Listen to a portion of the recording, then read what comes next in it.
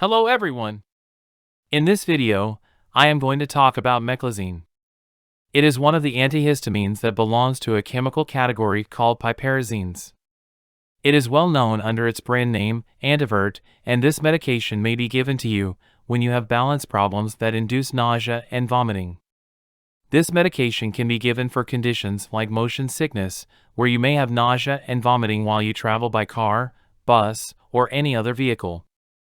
When you have vertigo symptoms like nausea, vomiting, and a feeling of spinning sensation in your surroundings, you may be given many types of medications to treat them. Among them, Meclizine is one of the most commonly prescribed medications. In this video, let's explore Meclizine, how to use this medication, how it works to control nausea and vomiting, and what the possible side effects are.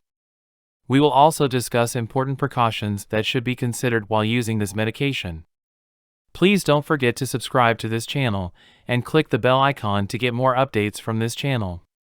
If you really enjoy watching this video, don't forget to hit the like button and share it with your friends. Now, let's see how to use this medication. Meclizine is available in the form of its salt hydrochloride, and it is supplied as tablets in different doses for ease of administration. It is available in lower strengths, starting from 12.5 mg to 50 mg. It is also available as a chewable tablet for rapid absorption into your body. These tablets are available in a single strength of 25 mg of Meclizine hydrochloride. Even though both types of tablets contain the same medication, the rate of release is different. So they should be properly taken by mouth.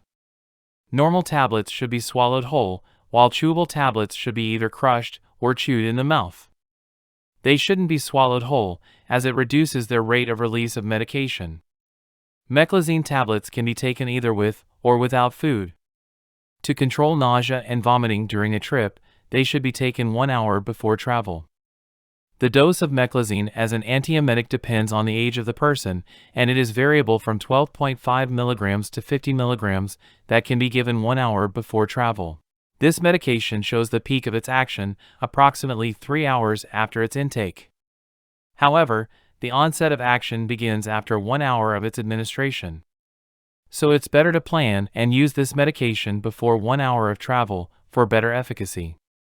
You may not find maximum antiemetic effect if you take too early or too late.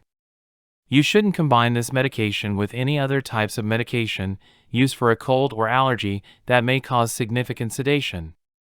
To avoid the inconvenience of drowsiness while traveling, it is always better to use Meclizine alone just 1 hour before the trip for better antiemetic action. In the treatment of vertigo, your doctor may give Meclizine starting at 25 mg. Based on the requirement, the dose can be increased up to 100 mg per day, given in divided doses. Now let us see how this drug acts. When you travel by car, bus, or any other sort of moving vehicle, your eyes sense the surroundings and constantly send signals to your brain. At the same time, your inner ear may sense it in different ways, and it will send its own signals to your brain. There may be a mismatch between the signals transmitted by your eyes and inner ear, which causes a disturbance in your vestibular system, which normally maintains the balance of your body. This results in the stimulation of the vomiting center in your brain, which leads to the induction of nausea, vomiting, and dizziness. Few sensory signals also reach the vomiting center through another location in your brain, commonly known as the nucleus tractor solitary, or NTS.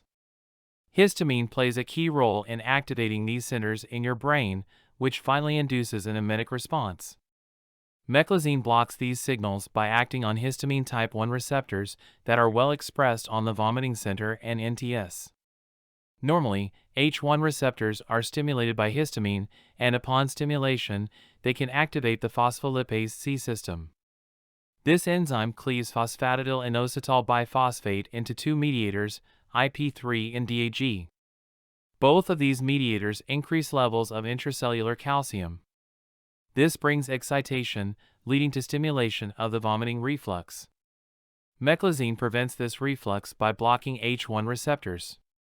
Now, let's focus on the side effects produced by this medication. Many of the antihistamines can show additional blocking activity on the actions of one of the mediators in your body, which is acetylcholine.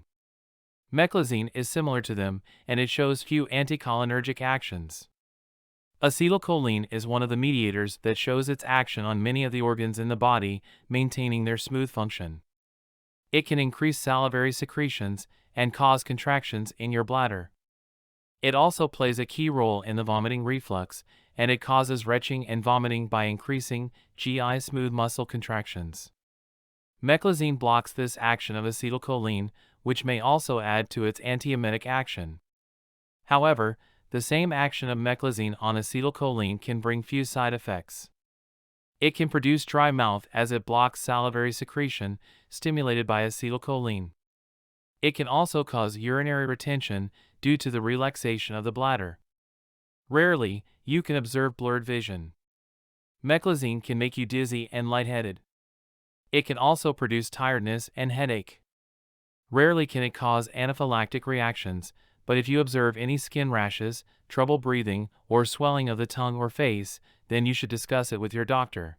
Now let us discuss the precautions for meclizine. Meclizine can induce some drowsiness due to its blocking action on histamine. You may feel drowsy on the initial days of its usage. It is better to avoid alcohol while taking meclizine to limit drowsiness. A few of the medications, like sleeping pills, tranquilizers, sedatives, and other antihistamines, can make you more drowsy when you combine them with meclizine. One common problem that is often observed by many people with the use of meclizine is dry mouth. This dryness of mouth may be further enhanced if you take medications for a common cold or allergy. You can minimize dryness in your mouth by consuming plenty of water or chewing sugarless candy. Even though rarely observed, meclizine can cause blurred vision by dilation of your pupils. This is more important if you have any previous history of glaucoma. While you take meclizine, you should be careful if you have serious asthma or prostate enlargement, where this medication may worsen these conditions. You should be careful while using meclizine if you are pregnant or liable to be pregnant during its use. The use of meclizine is not recommended in pediatrics, as it can produce severe drowsiness in infants. This medication is also not recommended for children younger than 12 years of age due to the lack of evidence of its safety. Finally, let's see the chemical nature of meclizine. Meclizine is an antihistamine that belongs to the group of piperazines. On this piperazine ring, a methyl group is attached, which is further connected with phenyl rings. So meclizine can also be known as methylpiperazine. You can find the drug name meclizine derived from these two terms. The term "me" comes from methyl, and the term "zine" comes from piperazine. To this methyl group, two rings are attached. One is 4-chlorophenyl, and another is simple phenyl. On the other side, another ring is attached again through the methyl group. This is a phenyl ring with a 3-methyl group.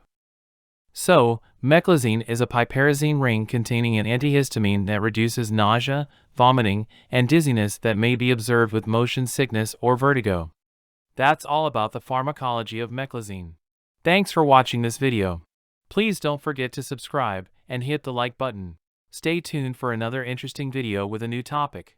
Until then, have a nice time, take care, and goodbye.